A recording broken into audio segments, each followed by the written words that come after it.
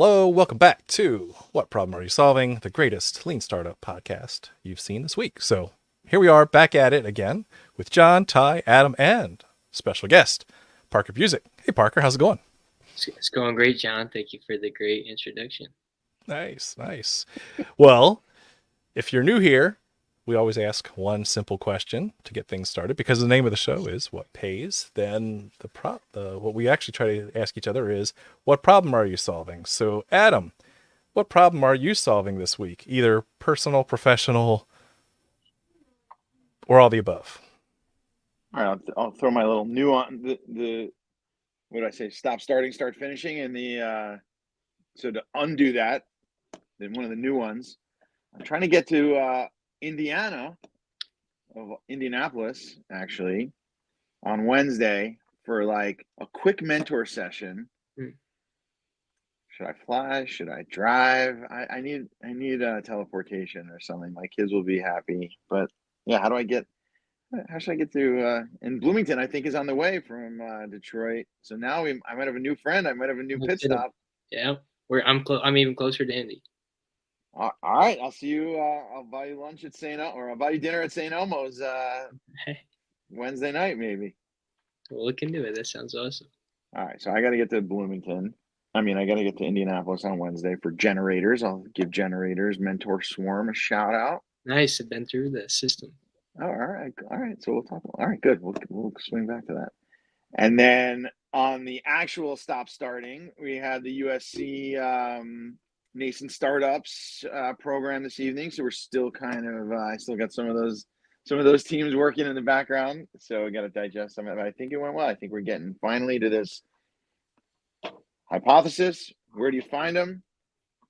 Asking the right questions, right people, right analysis, right decision, or at least good enough decision. So we're getting close. I think we're finally finding some clarity on this university theme tonight. University startups, early stage. What problem are you solving? All right, I'm done. Nice.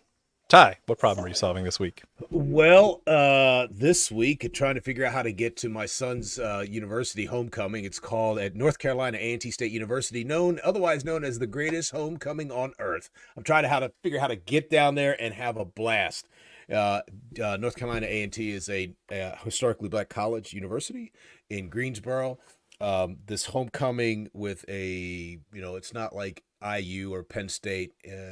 Because of the school they're playing for homecoming, it'll probably be 80 to 100,000 people just packed in the city of Greensboro. It is going to be bananas, completely bananas. So we'll do that. So that's the fun thing. The other thing is the following week is DC Startup and Tech Week here in DC, and it's going to be a blast. What they do is they have a full week of entrepreneurship, startups, technology, all the way through either hardcore tech, consumer goods, health, sports. And I'm actually doing interestingly enough, John, I'm doing a 1-hour workshop on the mission model canvas. And so I'm going to treat people to this idea of what it means to do to take the business model canvas. It was created by Alex Osterwalder and kind of promoted by Steve Blank, and then moving it into what it means to satisfy mission versus satisfying money. And so Parker, John, and Adam and I kind of got to know each other around this idea based on where we used to work, where John and I used to work directly, how to take the business model canvas and kind of convert it to the mission model canvas. And I actually did some work with it way back in like 2010, taking the canvas, trying to figure out so what would that look like when people don't care about money? And so we're now at October 14th. So we're 13 days into the new fiscal year. And my joke was, which is not a joke, and I know John punches the air every time. He shakes his fist at the sky and he says, why is it that everybody becomes a unicorn every October 1st? Every agency gets $1 billion every October 1st. And then they try to spend it down over the next 364 days. Quick, now we have to spend the money. Yeah. Oh, and it's money that we planned for 3 years ago, but we had to spend it for a 3-year-old idea that the world has changed now. So we'll just figure it out. Yeah. Right, John? You're like pouring salt in a wound, man.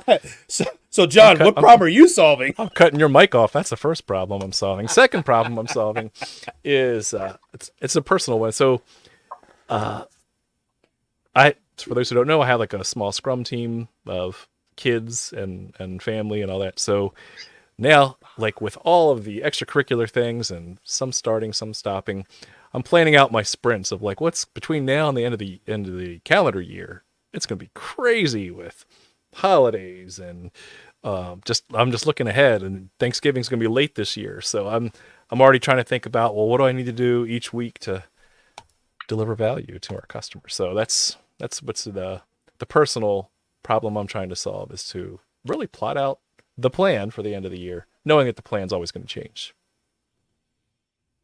So Parker, just so you know, of the three of us, John is like a hardcore engineer. So he spent his life doing program plans and Gantt charts and Wibbuses. I love You know, how it's blended over. Yeah, exactly. Planning is not bad. I've just also given up control as well. I know my plans are going to be wrong. He was just talking about his family. Okay. Yeah, exactly. Same thing. Family planning. Parker, what problem are you solving this week? Yeah, you better hurry up. He has 5 of them. You don't want to. You got to be careful. You end up with 6 of them. I got like 100 we could talk about, but it's all about the right. I'm trying to find. I was like, okay, what types of problems we want to dive into? Personal problem I'm just going through this week is just a lot of weird, crazy traveling stuff. So, and this might tie into one of the problems that I didn't even list, which is going to the finals for like a music tech pitch competition, and we get to basically have a booth at one of like the most kind of niche specialized conferences in the world for music tech. And it's going to be in Santa Monica Beach. Super excited for it. Never been out like west before. But my best friend, it's his birthday the weekend before, and he lives in Denver. And I'm a scrappy entrepreneur. I already know that the cheapest flight is Frontier from Indy to Denver, and then Denver to California is a $29 flight. So I'm just stopping in Denver for a couple days to hang out with him. Then I got the week-long conference at Santa Monica, but then the day I get back is Friday around 5 a.m, and had this trip planned with my fiance to go on a backpacking trip to Red River Gorge, Kentucky. So in like 1 week's time, I'll be in 3 different. So that's like, I don't know, since you guys were doing some like personal fun stuff, that's my fun. Exactly. That is a huge problem to solve. So yeah, we've just been doing a whole lot of that. Good luck and travel safe. And then as for like professional problem, I guess one thing is we've got this conference coming up, right? So we want to plan for that as best as possible and figure out a strategy, like how do you maximize value, especially in a conference like this where it's incredibly specialized. There might only be 1,000 people, but they're all incredibly relevant people. We also, it is well timed out with our our beta launch, which we just launched on test flight. So there's like a batch of problems dealing with our beta, how to grow it organically, but also like the speed of growth, because I really care more about feedback than the growth. So, I don't want to let everybody on the wait list in and minimize the feedback we get when I could be letting 10 in, see where they drop off, and then learning, iterating, letting 10 more in. So at what point do we like just try and get most users possible, because we may have to fundraise eventually, and those are some metrics that matter, versus like iterating and just focusing on feedback over everything. That is sort of another problem we're going through. And then mixed in with all that, I said the slight cold start problem is because our platform, although not facing like a two-sided marketplace, there is a slight two-sided marketplace issue, because our app Soloist simulates the experience of having bandmates for musicians who are practicing their instrument alone. So the way that you do that is with, essentially, think about a loop pedal. You may be familiar with that tool. A loop pedal, the way musicians use it all the time is you would record something, click a button, it will play back what you just recorded. So musicians on stage might play multiple pieces at multiple times. Those are great. But we just made it better, cheaper, easier. And most importantly, we put it on the phone and connected it to every other loop pedal in the world. So you can lose any loop uploaded by any user on the app. So the slight cold start problem there is that the target market for people who want to be simulating having bandmates, there's a huge opportunity with new musicians, but the people who are producing the best content and uploading the best content are more experienced musicians. So there is a slight two-sided marketplace in the sense that there's a difference between the content users and the content creators and producers.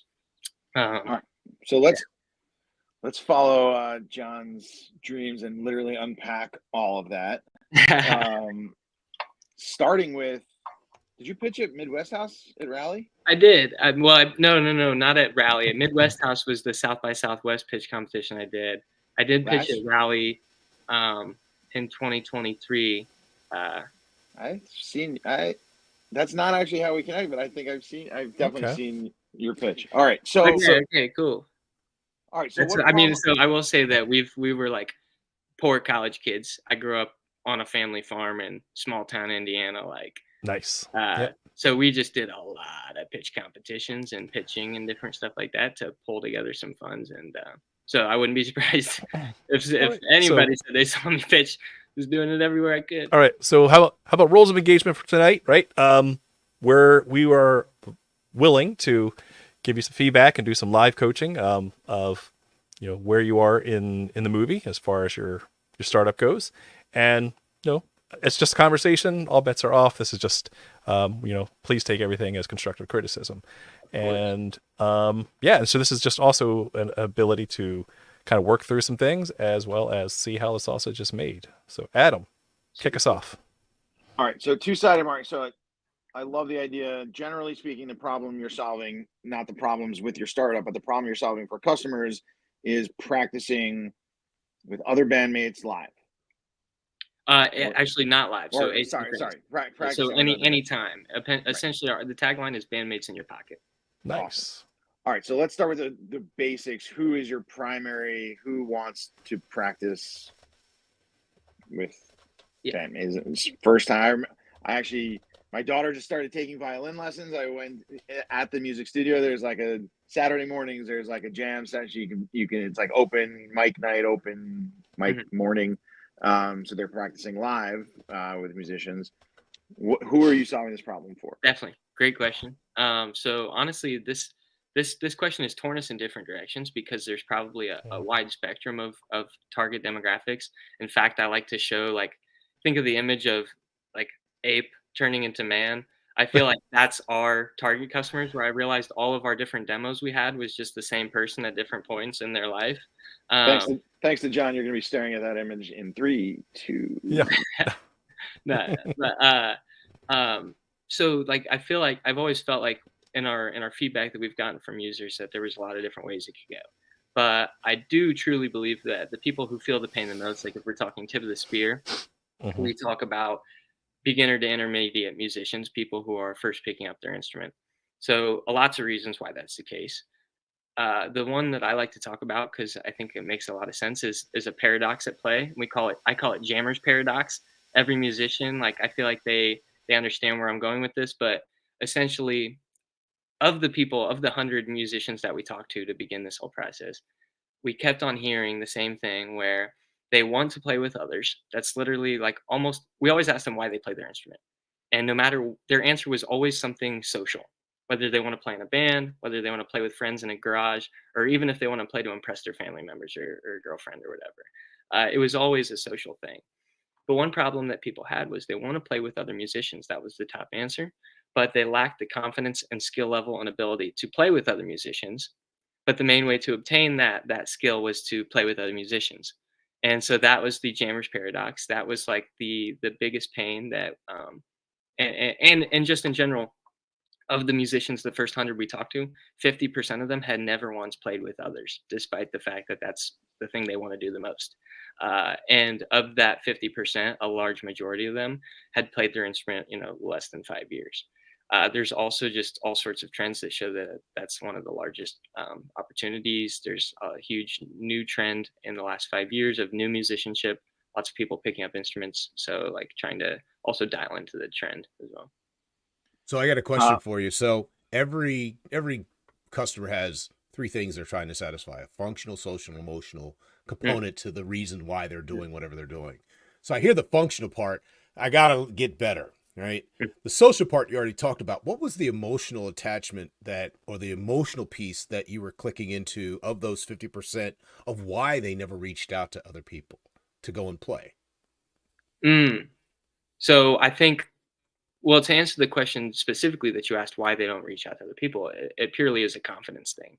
Um, and then emotional, sort of where what the pain is, uh, that they feel is like a loneliness, essentially.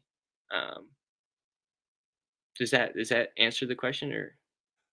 No, no, I think it does. I'm just curious. So if it's, I get the loneliness because the first thing that pops to mind is what happened during COVID, right? Mm, My kid is mhm. a gamer, and it's the one thing that kept him sane was that he I had was a thinking community about to reach gaming. out to, Yeah. right? So I could go out and do that. The other thing that, and John, I was thinking about, what's that, Guitar Hero, right? Mhm. Yes. Right? Only I really want to play a guitar, not a fret, these keys on a fret, and I think I'm doing something. But the other part is, I'm wondering if there's a part of it that's gamified as people get confidence. The reason why people get into these games or get into these spaces because there's a gamification. Because as I get better and better, I raise my confidence. So now I'm more apt to go out and kind of pop myself into different spaces. Just wondering. Absolutely. I think gamification is a huge, provides a huge amount source of learning or insight that we could pull into the platform, especially on the whole social and confidence thing, right? For instance, one of the things that I think is really intriguing about our platform is just the way that it counts loops and things like that. So if you were to, well, for instance, if somebody were like picking up guitar, right? Uh, actually, let's say that they're just an expert at guitar. Let's just say they're the best at guitar. Even that person isn't going to get streams on Spotify or like YouTube and things like that, right? Um, Right. but if you upload a loop to a song that's maybe 8 measures long and it's a lick and C minors, things like that, the way that practicing works, you just play it over and over and over again. And so even like we barely have any users on the app. It's just in testing essentially. We've just launched the beta like a week ago. And even with 30 users, we already have people who have like 100 loops. People have streamed their thing 100 Yeah. times. And so there's a lot of social validation, I think, that comes from seeing the amount that your music is getting used by other musicians and practice with.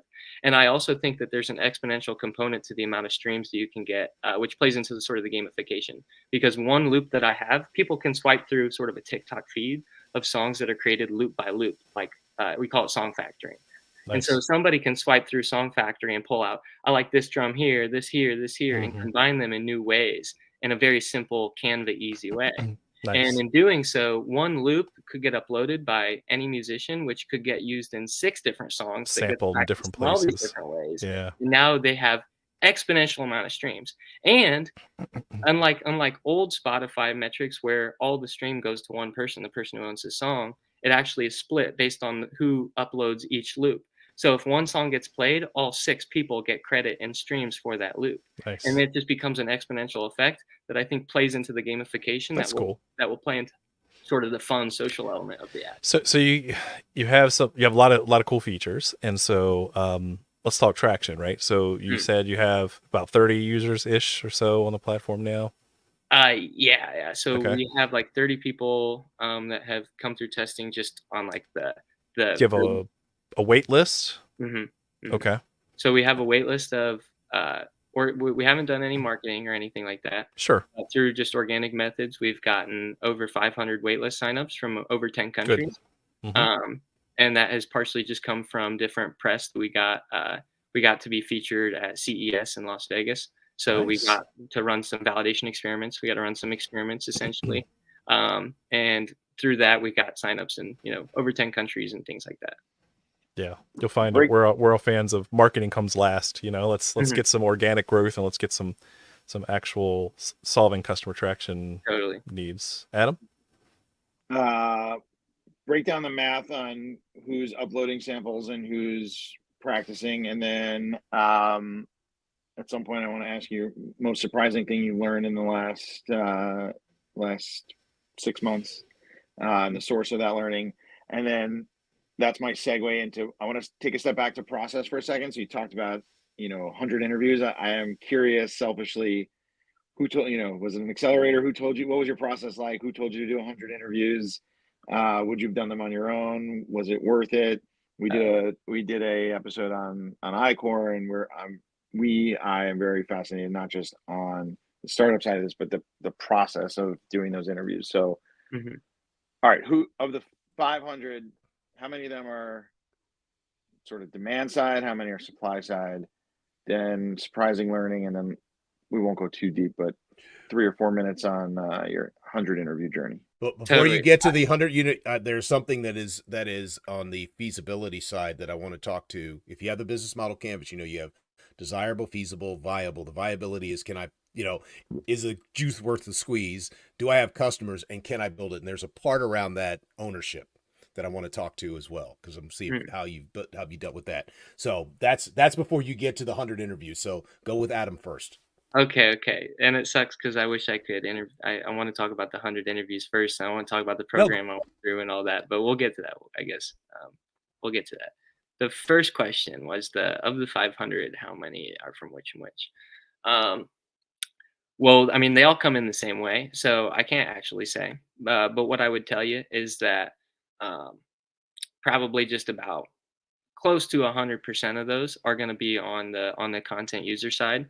I've always felt like when it comes to the supply side of the content, at least early on, there were things I felt like we could do, things I feel like we can do, and I always felt like because people who are on the uploading side, sort of, I think that they have a desire to upload their music in lots of places, and so like when it comes to just finding a place, especially on a platform where we could actually get them some streams. Um, I've always felt like that was like of the small, slight two-sided problem, that was the one that I was going to solve a little bit afterwards, and the one that demanded the attention and sort of proving the concept was the people actually using it to practice the music, or and there's just a marriage of both that is sort of happening. Um, so part of that conference that I'm going to in music tectonics has really talked about how in music the sort of converging worlds of practice and learn and also listen and create, like they're all sort of consolidating, and or at least they haven't yet, but that's where, like, if you take the limit, if you do the calculus on it, the limit, it's approaching that.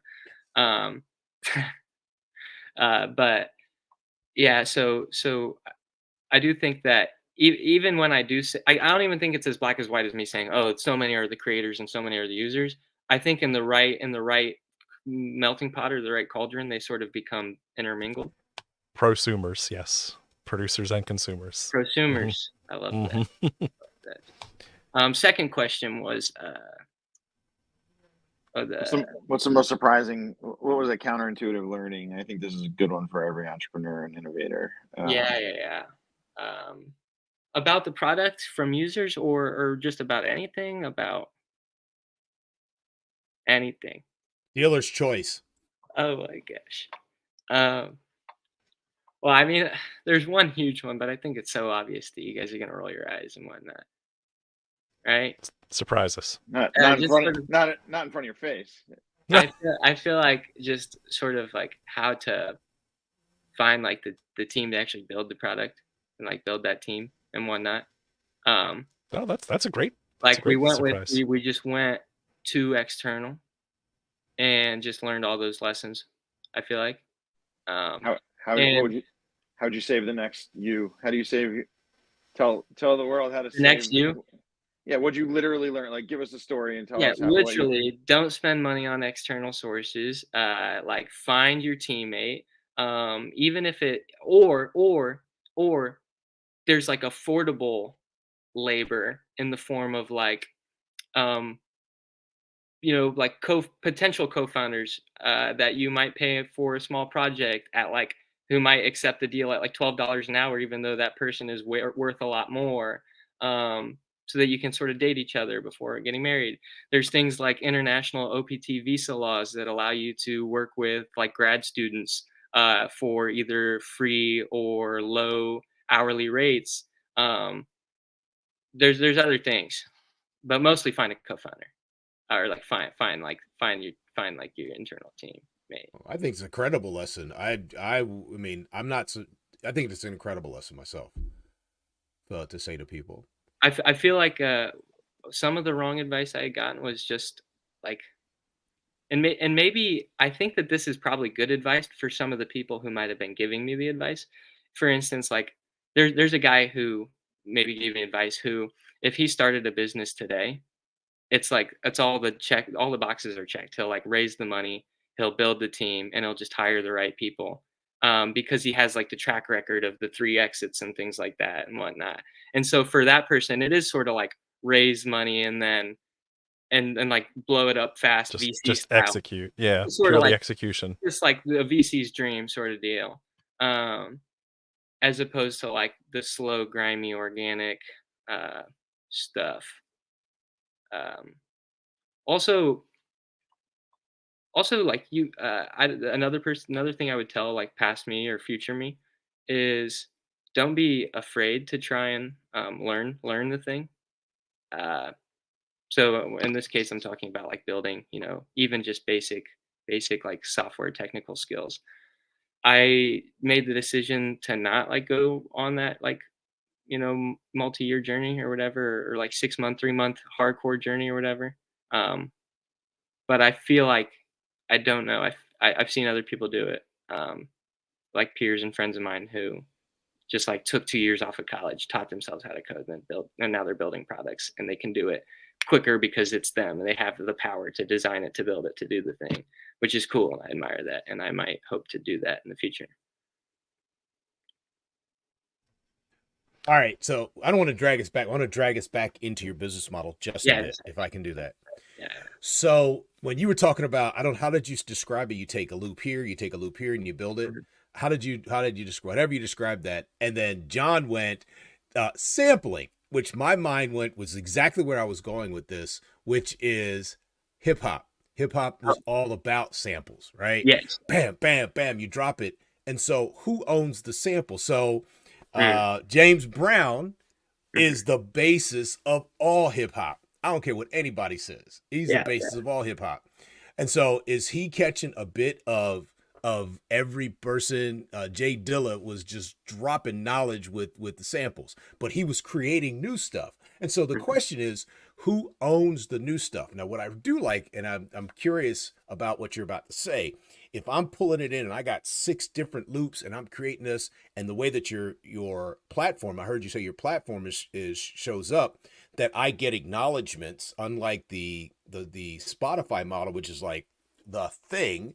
I contribute, I get acknowledgments around that, which means that you're not just doing music tech, you're doing music fintech, right? Mu fintech, or whatever you want to call it. So for every time my thing gets played, I get a piece of that. And I think the only way that you can keep track of that and still be above board, not the only way, but probably one of the best ways to keep track of that is to have it on the block.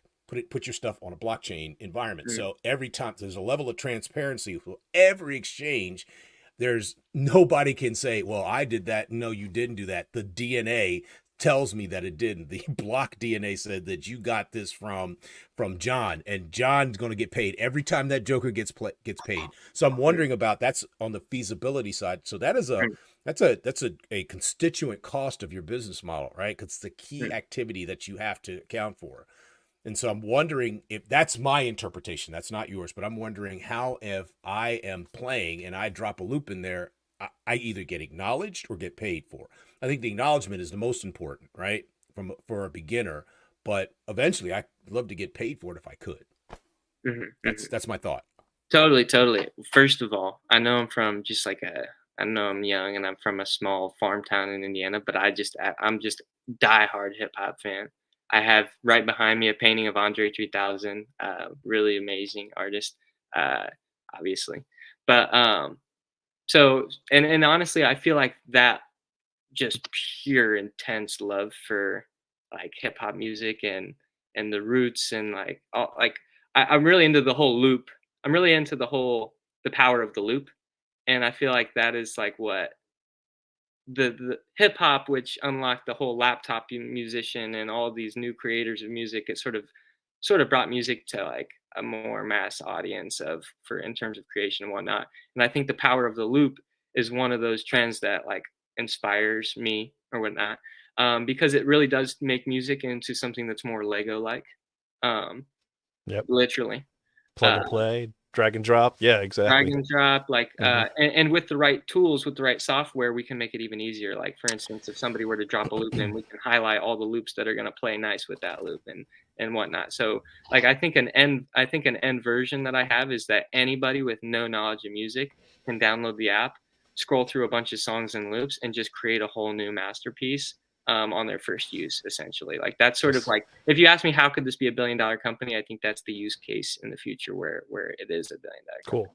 But where I've So I'm going to ask you, how do you become a $5 company? Because I love the vision. I love it. Absolutely love it. And so what I'm curious about is your beta users, right? That you've got past the first date with these customers, right? To use your dating analogy. And so are you taking like that explicit opportunity to actually monitor and track like how they're using, what they're using, and not just specifically the tracks themselves, which is awesome, but also when they're using it, how they're using it, what are they clicking on, what are they not clicking on, right? So you're getting that that real-time monitoring feedback of, again, because these are the ones who you're solving some problem for them. Interviews are great, they can take you so far, and now you actually have the ability to track some of that so that you can reach back out to them. So hopefully you've either captured their contact information or in such a way that you will stay on top of them on a regular basis to run future experiments to say, hey, we noticed that 80% of y'all actually use it this way. How are you using this, and what if we added this new feature, right? So you actually are reducing a lot of friction on your own to figure out what to build next. Where are you in that movie, and like what are your thoughts for next steps there? Okay, yeah, great. Really quick. I wanna finish. I got to my how I love hip hop, which was just totally a tangent. I didn't really get to the root of like the tracking, and honestly, it's okay because it's such a messy conversation and nuanced conversation in terms of like what's currently going on and whatnot, and there's probably a whole journey we could walk talking about what you were addressing. As it pertains, you mentioned like the block and putting it on blockchain and tracking it those ways. There is it's funny. One of my advisors, it's like a small scene in the music tech world, and one of my advisors is always like, "Hey, when we get to that, talk to Cole, because there's this guy Cole Davis who's working on kind of that, kind of solving that problem, I think." So I'm hoping that's a problem that maybe we don't even have to solve. Now back to you, John. You're talking about the data. I actually have a quick question about that. Because you talk about hopefully you're getting contacts and you can reach out to them. A ton of them, yes, for sure. A ton of them came from organic personal connections or connections of connections of connections. And so Sure. it's even better to get, or it's even easier to get, feedback that is not from your friend because you don't know the guy. Good. Exactly. Yeah. But like at least there have some sort of reason to be willing to want to give extended time and feedback and care to your whatever. But as for other people, when it comes to like Apple single sign-in, they just sort of encrypt that information. And like I know that even just the so you didn't even do any sort of collection as far as like names, email addresses, that kind of thing before. It was if you want to try this beta, go use the Apple single sign-on. For our wait list, yes. Okay. Yes. For like that amount of people. Yeah, we've got like whatever name they chose to put.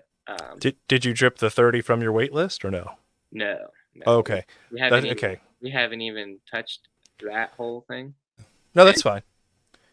Yeah, because of what I'm very curious about, again, just to rephrase it, is you're already solving a problem for them. And so those are like your literal best friends right now to figure out how they do it. Before you throw in all these other features into the product, stop building. Like literally don't touch it. Yeah. Something's working. And you've got to find out what's working for them before you start messing up the recipe. Make sense? And this comes from an engineer who spent his entire life I love building stuff. things. I love building stuff. Oh yeah, Stop building. Pencils down. definitely. Wait a definitely. minute. We are much so in the not building period right now. Pretty much any like engineering that's getting done is like Mhm. padding on time, padding here because on this user's phone, like it was Sure. Yeah. The it's so basic, little, just bug it's so fixing and stuff like that. small, Yeah. it's So while you're doing bug fixing, drip another 30 users from your wait list because you do have contact information for those. Mhm. Right. And really start to follow up with them. And basically I would encourage like a welcome email that basically says, hey, congratulations on making it past the wait list. Here you are. We have an ask of you. Can you please give us feedback? We're going to reach out to you. We're going to, we want to hear from you and hear what you like and what you don't like. Right. So I would love to see. I agree. Drip the other 30. I would almost challenge you to flip that. In fear of the product death cycle that David Bland will be talking about next week, and asking for, you're going to get feedback anyway. So I'd rather see. Yeah, exactly.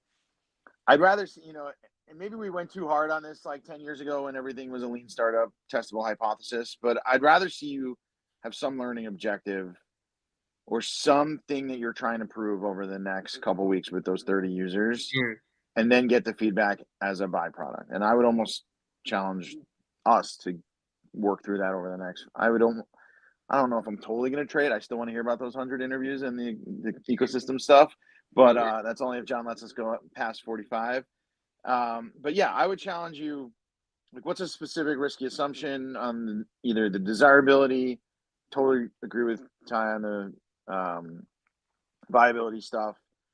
Feasibility sounds like you're working on it, but we're not. Pencils are down anyway, so you're not adding any feasibility right now. So on the desirability or viability, all right. On the desirability, what are you testing? What do you need to know from your users? What's a metric? Yeah.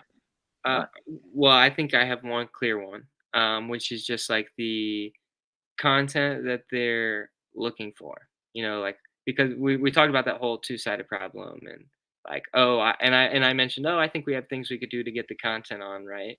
Well, it's like okay, it's time to get the content on, and like what content specifically, and I think a second thing is earlier when you asked the specific who are we building this for, like we've got some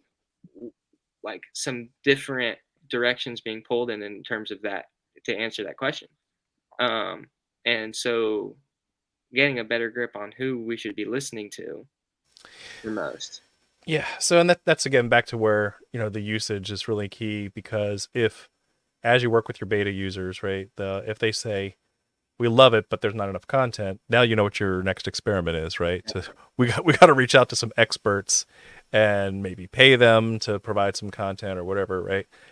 Whereas if they're your beta users is using it a different way, and content is not their primary pain point, I'm sure it's obviously you're dealing with a tool that depends on network effects. The more people in it, the better it is, like Facebook and Twitter and everything else, right? So, it's this chicken and an egg thing, right? Because you can't just, if you build it, they will come or whatever. That you have to make sure that there's enough stuff there for them to stick around. Yeah. In lieu of that, again, you have to figure out how are they using it today to inform your next experiment. So I have one, and this is one that always, and I know we want to get to the 100 questions. And John, we have somebody. Yeah, there you go. Craig was asking for this. I actually like this. I don't know where you got this. It's pretty cool, by the way. I want this, John. But anyway, one of those things that when you're up there parking, you're pitching like, okay, so who are your competitors? And you started talking about this. It's like, why have I heard something like this before? And the thing that came to mind, I think it's called SoundCloud. Oh, SoundCloud. Like, how is this different than SoundCloud? Oh yeah. Because I'm just wondering. I don't know. Totally. I thought you were gonna say BandLab. I don't. The only one I know of is SoundCloud because I know Yeah, kids are out there, like, you know. And the other question, the reason why I went there, because EDM, electronic dance music, was in my head. So that's a loop, right? And when I think of loops, I'm thinking when you were talking about I get to play, and I'm talking. I have a colleague of mine who plays acoustic guitar, right? And he sits in his house, and he has some guy in France that he practices with, and he's really good, but he's kind of like hard on himself and shy, and he plays, and he does a wonderful job. And I'm thinking, are you looping real music? Are you looping EDM? Are you looping AI music, AI derived music? I don't know. And if you are that aggregate, that middleware where people can find, upload, combine Lego blocks, how do you get, because my kid that I was telling you is the gamer, he hates the idea of gaming as AI gaming, because apparently the laws say you can't copyright the law if you build out some code, or I don't know. He's a lot smarter on this stuff than I am, but like, how do you manage those pieces? Because I think that's I'm wondering if that's the next moat that you have to cross in order for this thing to go from 30 to the $1 billion, because there's going to be a position where people are going to say in Europe, right? You go to Europe, like, so who owns this? Where's the copyright on this? Is it electronically driven? Is AI driven? I don't know. Just a thought. Yeah. So the first thing about SoundCloud, I would say that they're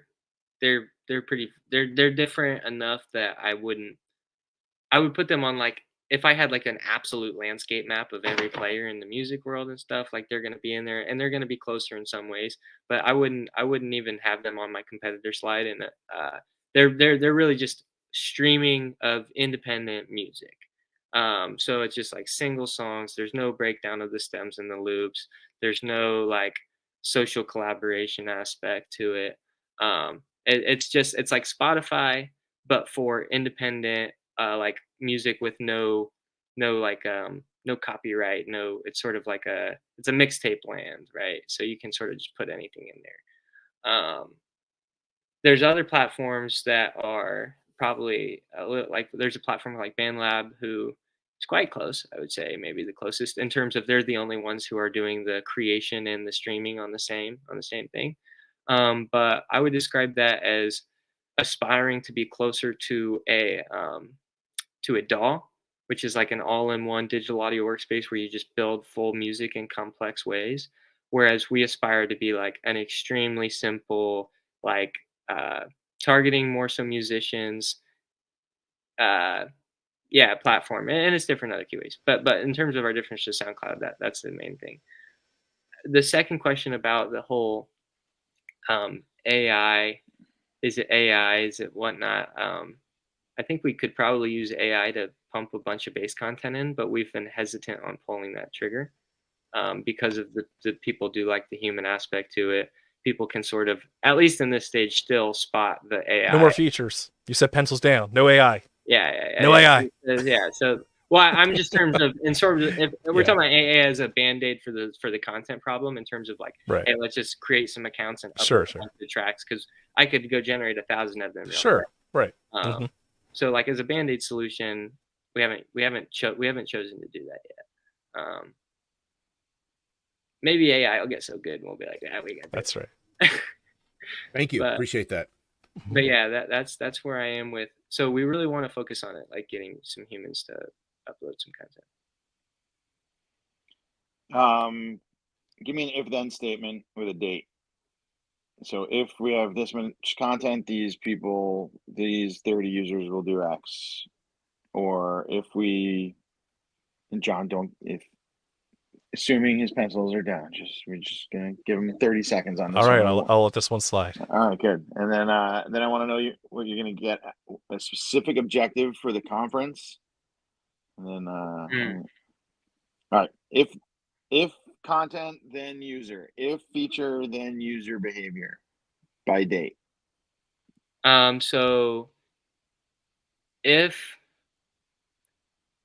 we increase the quality of our content, I don't know, that's sort of high level vague, but I'm just gonna, if we increase, Well, but at least you caught a lot of people wouldn't even have caught themselves. So I was gonna say literally the exact same thing. So yeah, I think that I'm That's trying. why. I don't That's why want to get this. into the semantics of defining what quality is because I don't even know what that answer is until we talk to some people and whatnot. And Fair, but that's Good, why this good question. answer. No, keep. so if we increase the quality by listening to the feedback of the 30 who are currently using, then uh, then we will double the amount of second app usage for the next 30 users that we get in through. I went. So like double the quantities of app session number 2, I guess. Days, weeks, month. Oh, by when? By when? So the conference ends on the give me like 2 to 3 weeks after the conference ends on October 22nd. Nice. All right. Okay. That's a good enough. That's a good enough time frame. Yeah. Okay. Not too far out. Yeah. And then for conference goals, well, first of all,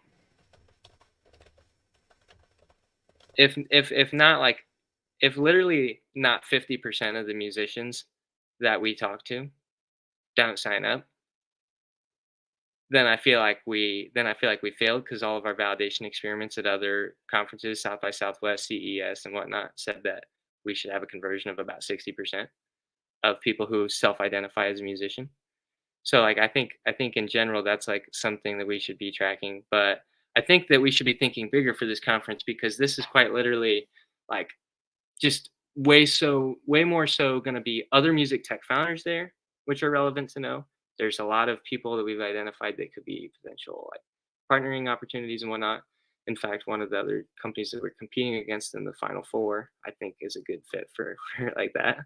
And there's like a lot of investors there, like potentially even angels. So like being in Indiana, there's just so many people I'm going to be brushing shoulders with that I never do get to brush shoulders with. Sort of like people who maybe they don't have on LinkedIn that they're really involved in angel investing in the music tech scene and stuff like that. But people that are sort of like advisors or movers or shakers or important people, just sort of in the space that I'm in, where I'm sort of dislocated being in Indiana. Ironically, one of the other 2, this is a global thing. There's somebody from London, LA, but 2 of us from Indiana. So big up on Indiana for the music tech. Synchronicity. Yeah.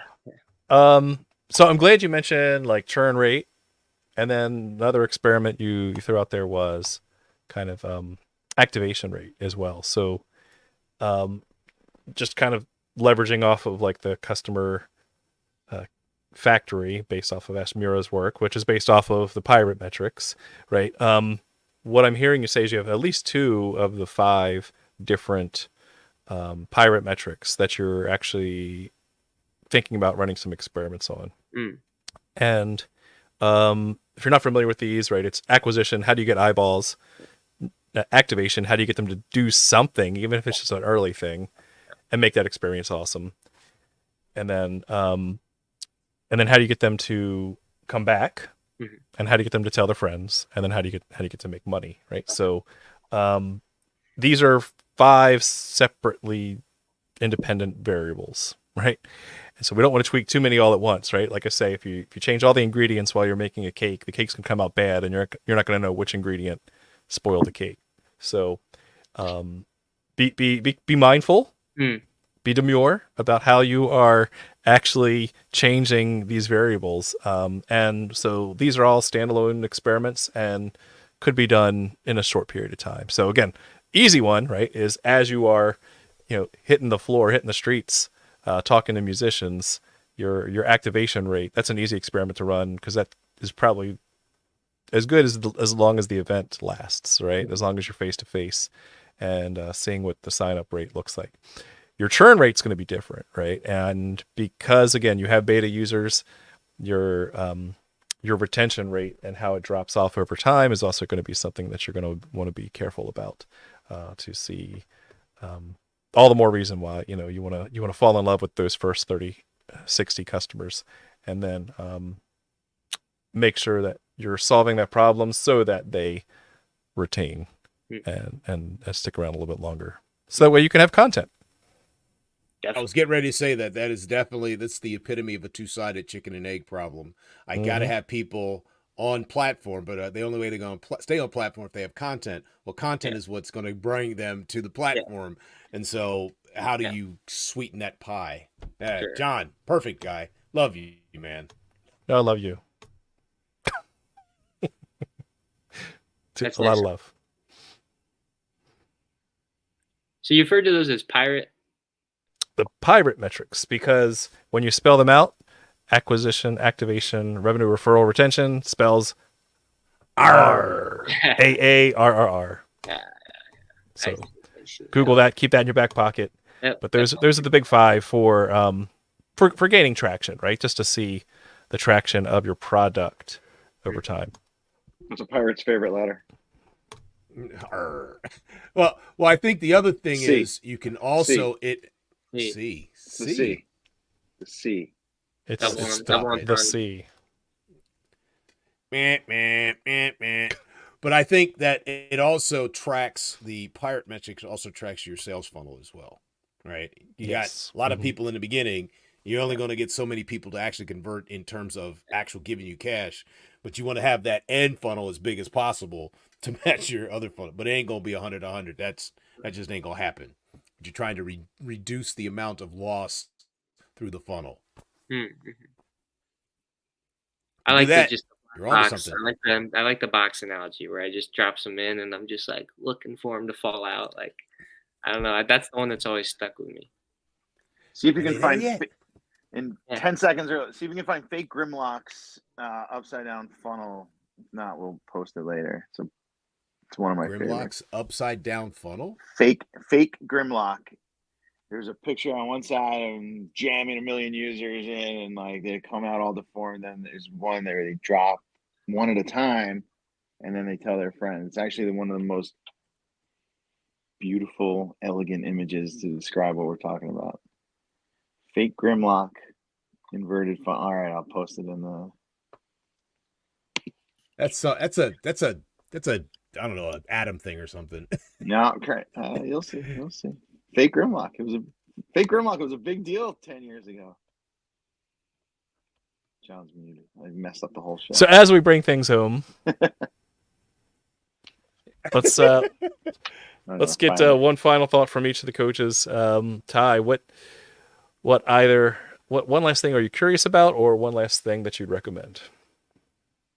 Thank you. The thing that I'm really curious about is who owns the content and how does the ownership of the content. I looked up the guy that you said that, go find that guy. I looked him up, and artist rights, the licensing is going to be important because there's going to be, my sense is that you'll have plenty of content until somebody says, "Ooh, they're using my content," and then the capitalist brain kicks in, and people are like, "Am I getting paid for this?" So I'm just curious about how you're going to do licensing rights, artist management. Awesome. Adam? Something to add to your assumptions list. Keep talking so I can find my fake Grimlock.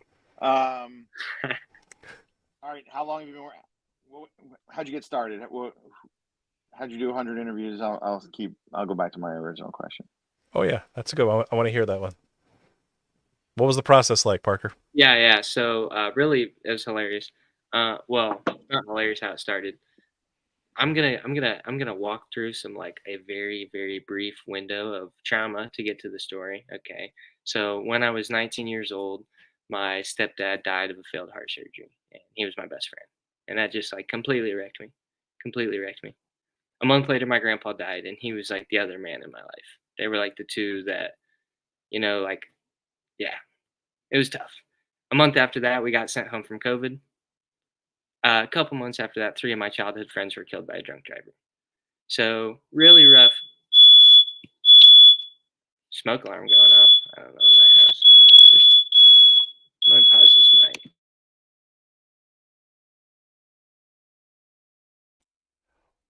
Wow.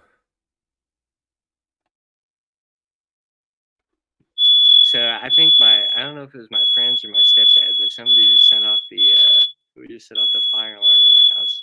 Really, it's my fiance just got done with a nice bath with some candles. So I apologize. I'm gonna mute myself. All right. We'll give him a second to see if he can solve that problem Oh, right now. I see the upside down funnel. That's interesting. You Did you found send it? that over, Adam? Yeah. Well, No. Craig. Hopefully. Craig Oh, did. Craig. All right. I knew Craig had Yeah. it. I knew. Craig's going to deliver here. Let's see. Is this the one? It's if you look in the chat, if you go into our comments inside the show, LinkedIn user, it's a Dropbox thing. Yeah, that's the one. Let's see. How do we get it up? That's the one. Do you see it, Adam? John? Do you see it? I'm working it.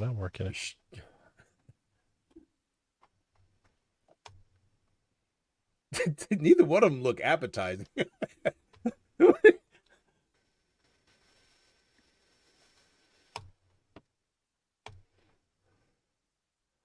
Oh, excuse me. All right, so Parker's got the step ladder out. this is amusing. So while he's doing all that, What did you think, John? yeah, where Get do back you? to him. I was gonna say where do we think he is in the movie here? Okay, so Parker. that was insane. Sorry about that. And that's a crazy callback because you're going to Indy for generator. I had the final pitch for 100,000 for the generator accelerator, and as soon as I finished my pitch, the fire alarm in Butler University went off, and so I had did my whole Q&A 40 minutes in the courtyard. So I don't know what it is with fire alarms, but That's crazy. I'll finish super quick. Really horrible year. Found guitar. It was like a meditation. It helped pull myself out. It was like my first brush up with the idea of the 10,000 hours and how can I start towards mastering something, it was a beautiful moment, I guess, but then I ran in organically to the problem of practicing alone. At that same time, I was at IU, where I work now and just recently graduated from. And they had a class called Spine Sweat, which was ironically sort of like a top-ranked entrepreneurship course that I heard about. And basically, it's based off the whole Shark Tank experience where you interview with an idea. You go through like a very, very rigorous incubator sort of program. Then at the end, you pitch to IU angel investors who decide your whole grade in the class, sort of Shark Tank style, all based on your pitch. And and really that was like sort of the holy grail of all of my training and information when it comes to entrepreneurship was that course. I give so much props to my professor Regan Stevenson. So many people who have gone through that class have just done really amazing, cool things, and the people who have gone through the class before I did have been some of the most important, like near peer mentors who are just ahead of the journey, and just so many cool things. So right off the bat, he sort of lays it down and says, "Listen, the number one thing you can do is literally just talk to people." And I like I now work for IU as like a coach to different startups going through that same program. And in our community we have like 80 student founders and stuff now. And literally that's still to this day the number one thing that I tell everybody because it's so common sense and like nobody does it. It's like they don't want to or whatever. They're afraid to, things like that. Anybody who wants to start a company, I say like, hey, entrepreneurship, it's not easy, but it's simple.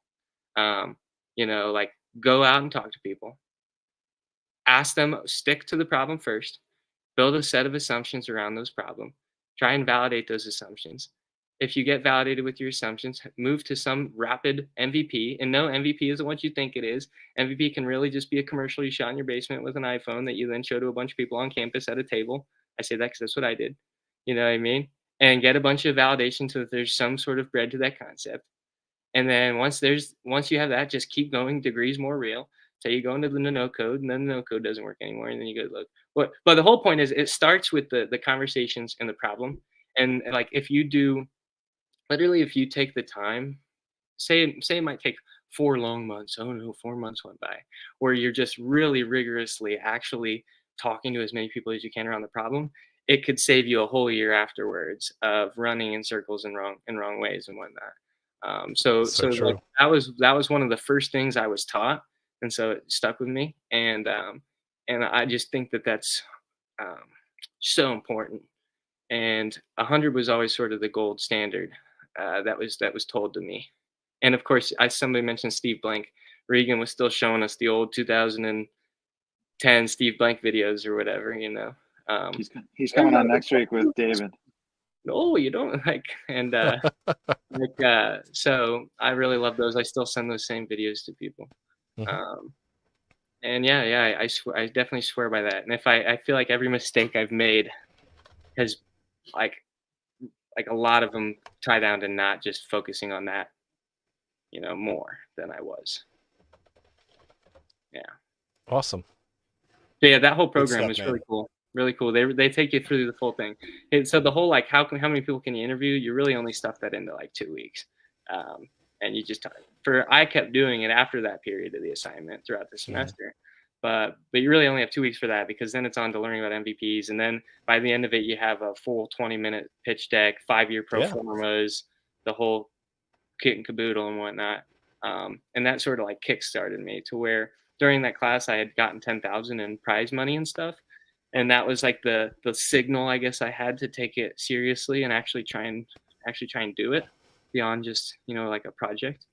Um, and yeah, like it means the whole world to me. Like it kind of opened my sphere of reality and expanded it beyond what was kind of sort of given to me as a child and what was told to me as possible growing up. Yeah.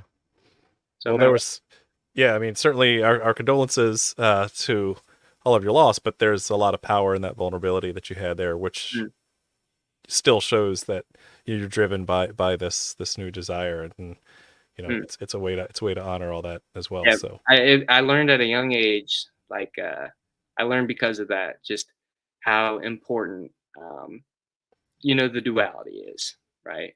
Like yeah, it was the worst thing that happened to me, and it was the best thing that happened to me because for the rest of my life, I can talk to you, John, Ty, and Adam, and I can realize how amazing it is that I get to talk to you three, and how the fact that anything that happens in life is a blessing, and sometimes you have to go amen to through that.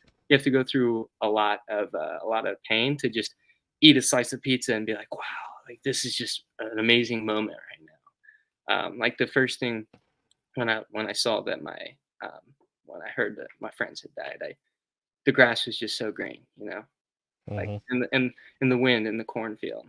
Hmm. It was just a moment that I was fully immersed in and in the present moment, and it was perhaps those moments where you realize that being alive is just that. It's Yeah. just a blessing to be here and to be alive and to encounter the things we encounter. So I feel like it was the worst thing that ever happened, and I'm really glad that it happened early, and not when I was 50 or something, Hmm.